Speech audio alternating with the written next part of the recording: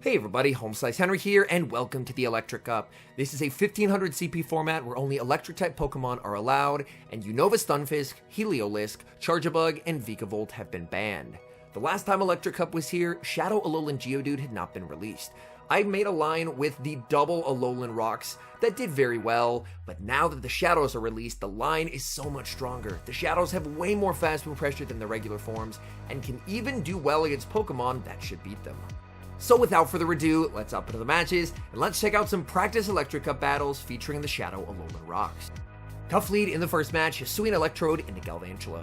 I save switch into Shadow Alolan Graveler, and my opponent is going to respond with Water Gun Lantern. Lantern can throw a Surf if they don't want me to get to this move, but instead my opponent is going to go for the one shield farm down play, anticipating that they can get the shield back later on. They leave with a massive amount of energy, but this is why having Hisuian Electrode is very nice, as Electrode is a wall to this energy. Of course, the Surf, the Thunderbolt, neither one is going to be doing a lot of damage. The unfortunate thing is, since they went for the shield and farm down, they have a massive amount of energy. They're able to make it to yet another Surf. I will be able to live this. I have a very high rank Hisuian Electrode, and I'm able to make it to the back-to-back Wild Charges. This Wild Charge will secure the KO, and then I want to bank the Wild Charge and switch, but the Fury Cutter from the Galvantula snipes me, and I don't get the move. The opponent is going to go for a Lunge debuff. Lunge does massive damage, so I will commit the shield. In the back, they have another counter to rock types. They have Hisuian Electrode. But this is a situation where having the Shadow Alolan Golem compared to the regular is so much better. My attack is debuffed, but look at the rock throws. I'm still doing quite a lot of damage, and now I'm at the back-to-back rock blasts here. I'm going to farm up until my opponent makes the next energy ball, go for the CMP tie, and this is it. This debuffed Rock Blast has to KO, Rock Blast gets the KO, and despite the fact that my opponent had two counters to the Alolan rocks in the back, they still get the win. Moving into the next match, I see a Core Breaker on the lead, Hisuian Electrode into Togedemaru. I save switch into the Shadow Alolan Graveler. My opponent is going to send in the Water Gun Lantern, and baiting out the Lantern is definitely necessary if you're going to be running this team. As now I have an opportunity, since my opponent actually decided to throw energy instead of going for the one shield farm down, they're not going to be able to get to nearly as many moves. That's fine, because I can exit this matchup with energy on the Electrode and leave with a move to threaten the Togedemaru. Togedemaru is a wall to energy from Electrode, but the good news is nothing in this meta is particularly tanky. Energy Ball will secure the KO. If they send back in the Togedemaru, then I can go for the Wild Charge. Wild Charge may be resisted, but it's going to add up onto the Togedemaru. Wild Charge will connect, that does half of its HP, in comes the Shadow Alolan Golem, and my opponent is going to send in his Hisuian Electrode. And this is a very interesting matchup. If my opponent has I would say a not great rank Electrode, if they go for double Energy Ball in the one shield, they actually can't get to the second one because they get farmed down. In this case, my opponent is going to go for the bait, and now, back in comes the Togedemaru with two shields. But I have so much energy on the Golem, I can continually just chip away at their HP more and more and more. Rock Blast will grab the final shield. I continue to farm. Opponent is going to be forced to throw energy here. Are they running Gyro Ball? Is it the Wild Charge? It's the Wild Charge. It will not KO, and my opponent probably now going to go for the Fell Stinger. Fell Stinger is going to be boosting up their attack. Can Hisuian Electrode get the farm down? It cannot. The question is, can I live a +1 Fell Stinger? Hisuian Electrode able to withstand the damage and secure the win. Moving into the next match, leading Hisuian Electrode into Shadow Ampharos. I'm going to save switch into the Shadow Alolan Graveler. They could be running Trailblaze, but even so, it's not an amazing matchup for Ampharos, just due to the fact that they do no fast move damage. My opponent is going to send in the ever-present Water Gun Lantern, and they actually play to a CMP tie that they do not win. A bit of a misplay by my opponent, as now, not only did I get shield advantage, but my opponent ends up throwing their energy as well. So I'm in what should be a pretty good situation. I can overfarm quite a bit with the Electrode. As always, energy management with the Electrode, as well as preserving HP, so if there's a Lantern in the back, you can convincingly get rid of it, is going to be very important. I'm firing off the Wild Charge into the Lantern, will not secure the KO. They're able to save the Lantern on 1 HP, and in comes Galvantula. I go for the Wild Charge. I can now send in the Golem. They do not make the move. The rock throws are just far too oppressive, and now they're probably going to be sending in the Ampharos. Ampharos has energy, but again, Ampharos is just getting torn to shreds by the Shadow Rock Throw.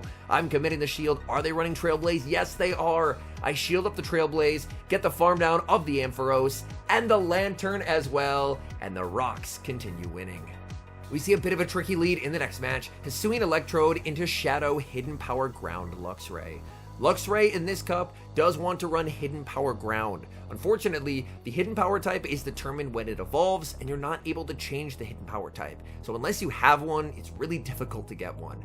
Hidden Power Ground is a bit awkward for the Pokemon in the back, but in this case, I'm just going to play it out with the Electrode and hope that they don't have a secondary counter to the rocks. But my opponent is double shielding. I'm now going to send in the Graveler. I have to do what I can to get rid of the Luxray. Luxray just continually debuffing with the Psychic Fangs, and they have a secondary counter to the rock types. I'm just not able to make it to the Stone Edge. Making that Stone Edge would have been huge, but unfortunately, I fall just short. Rock Blast does some very nice chip damage, but my opponent is running a line that is very, very hostile to the rocks, and honestly, that's something that I feel like if you're not running the rocks yourself, you're going to have to build a line that's very strong against them because they are a centralizing presence in this meta. Unfortunately, in this game, I do not get the farm down that I would have needed, so as you're going to see, I do get farmed down by the Lantern. We move to the next match and see our first good lead of the video, Hisuian Electrode into Lantern. Opponent save switches into Magneton, which is a core breaker for this team. Magneton, Togedemaru, Magnezone, I would basically just all refer to them as the three magnets in the meta. They do have the rock resist going for them, but unfortunately, at least for Magneton and Magnezone, they don't really beat a lot of the things that you would want them to beat. They don't really convincingly beat Water Gun Lantern. Even against the rocks, as you can see, the rock throw damage is just so much. So I give up one shield, I'm able to get rid of it, and I leave with energy so now I can threaten the Lantern. Rock Blast will be shielded as I did farm up to the Stone Edge. I continue to farm, and I make it to another Rock Blast, and this is going to be getting this Lantern very low. Lantern is going to no-shield. Lantern gets the farm down, but I've done so much damage, and now I can send in the Electrode. I tank whatever they throw, not worried about it. Opponent is going to go for the Surf, and I just have to watch for a potential switch. Opponent fires off energy, and in this moment, I should have thrown earlier. I just decided to let it go and trust in the Golem. In the back, it is Togedemaru. Togedemaru, if they're running Gyro Ball, Gyro Ball does hit for neutral. Gyro Ball isn't the greatest move ever. My guess is they're probably running Fell Stinger, so I let the first go. It is going to be the Fell Stinger, and it's a CMP tie. I'm firing off the Rock Blast. Rock Blast will be shielded. Opponent farming up to the back-to-back Wild Charges. I believe they have the back-to-back here, but this is a CMP tie, so they're only getting off one of those boosted Wild Charges. I can use my remaining shield, and this Rock Blast will secure the KO.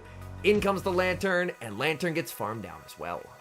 Speaking of the Alolan rocks, I see one on the lead in the next match as I lead Hisuian Electrode into the Alolan Golem. We actually do a simultaneous safe switch here. Opponent safe switching into the Hisuian Electrode as I send in the Shadow Alolan Graveler. I'm farming up a ton of energy with the Graveler. Unfortunately, my opponent does have a pretty good rank Hisuian Electrode. As you see, the Electrode lives that with a fraction of HP. If the opponent is running an Electrode that isn't a particularly good rank, you can actually just one shield farm down as the Shadow Graveler.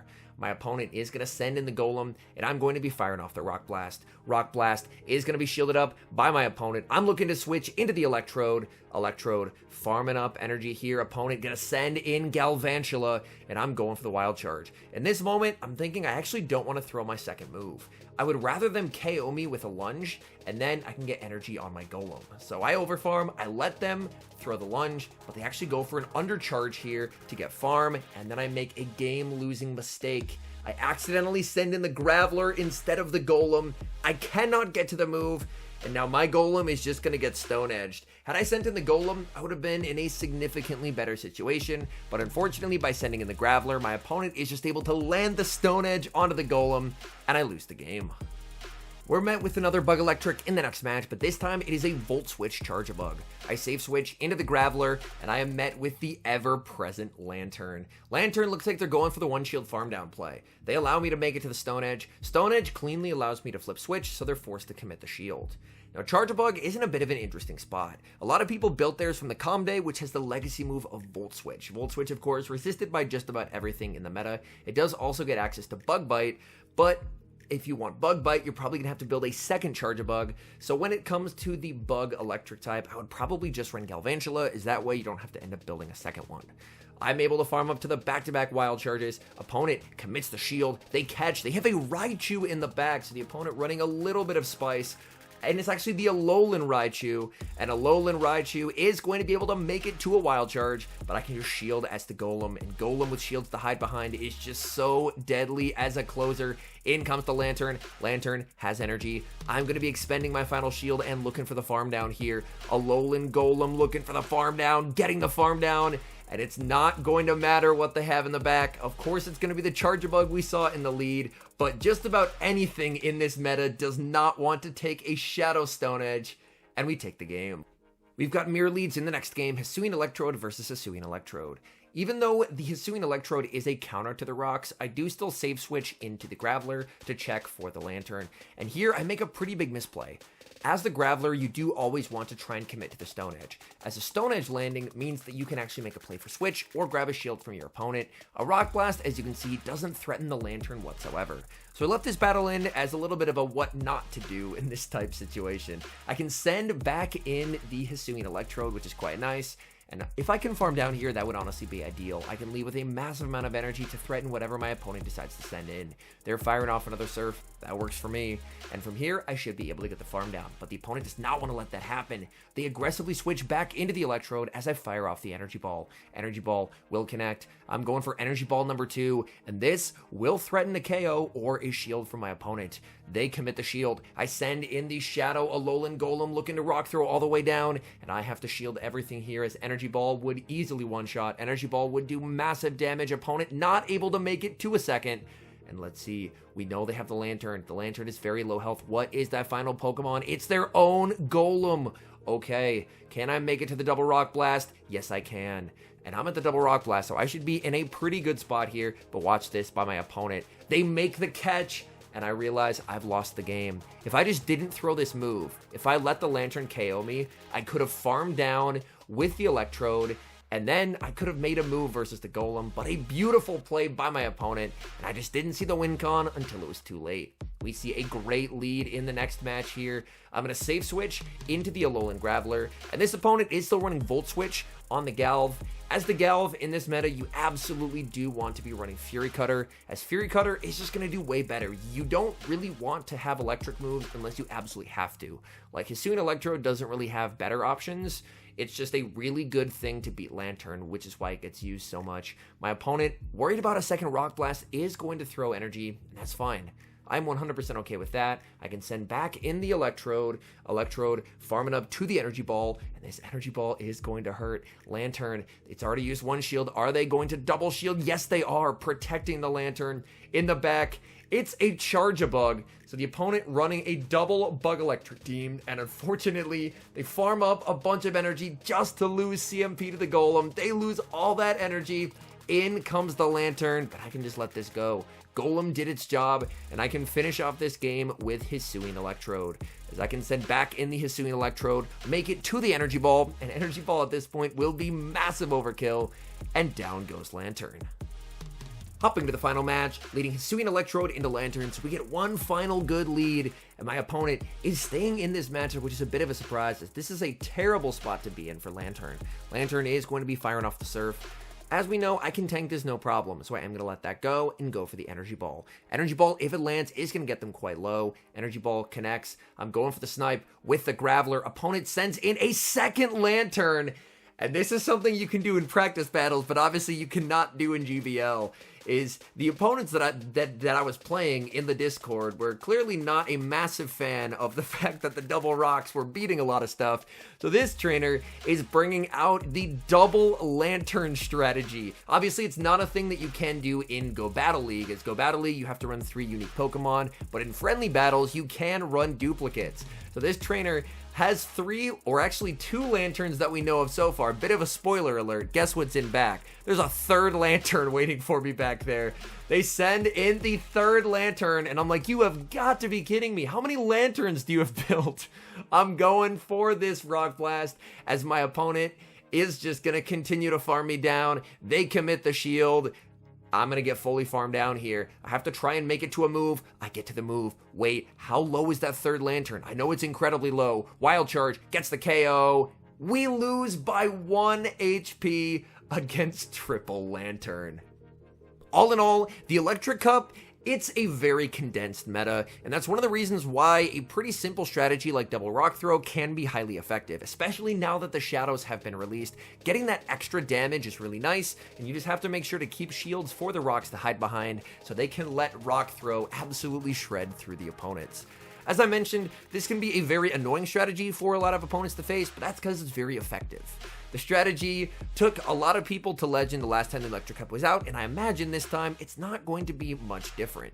In practice battles, there were definitely some games that I won, some games that I lost. I won more than I lost, but I would say in the losses, there were a decent amount of either teams that just triple hard counted the rocks because they're very centralizing, or just games where I might have made a misplay. So all in all, I do think that Shadow ALOLAN Graveler and Shadow ALOLAN Golem, even if you don't run them together, are just very, very powerful picks in this meta, and should be something that if you're team building, if you're not team building with them, team build with them in mind, because they are very, very strong.